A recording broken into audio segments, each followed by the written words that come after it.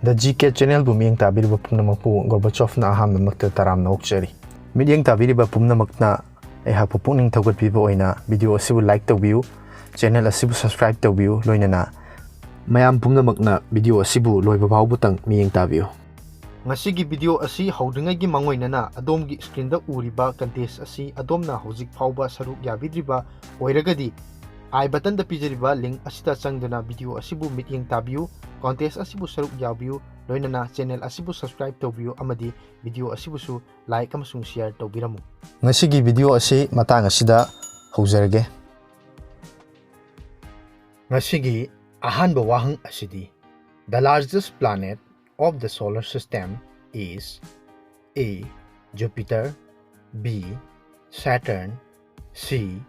Mercury, D. Earth. Solar system asigi khwaidagi chawba planet adu karambano?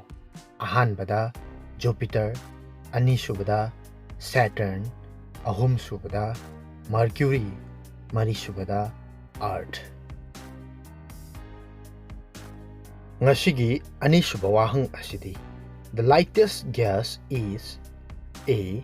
Oxygen, B. Carbon dioxide, C. Hydrogen, D. Chlorine. Khwaidagi yang ba gas adu karambano?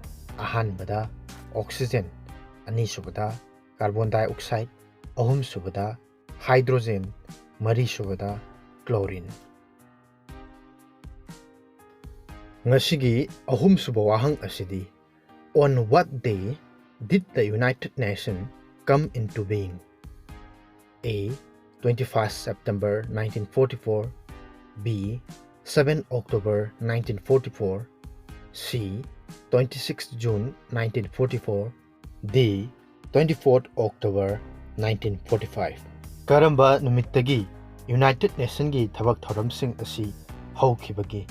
Ahanbada 21st September 1944, anisubada 7 October 1944, ahum subada 26 June 1944, marisubada 24 October 1945. Mathakta palliba wahang ahum asigi adongi achumba paokhum adu mathang numitki numitang wairam pung mari phawbagi mamangda comment tawbirau.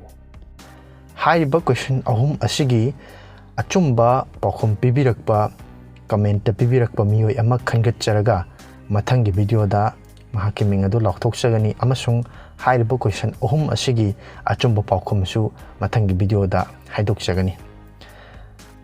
Loinana channel asida haiba video asi numit khudingi numidangi pung 9 taba matamda thadokcharakani.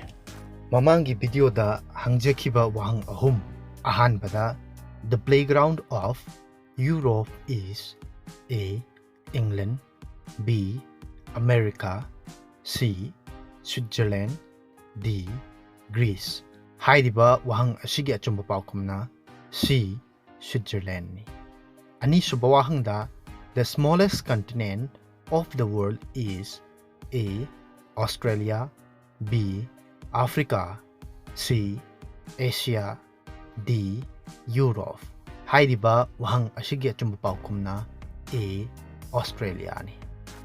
Ahum suba wahang da the smallest state in the world is A. Bhutan, B. Myanmar, C. Vatican, D. Ghana. Haidiba wahang asigi achumba paokhumna C. Vatican ni.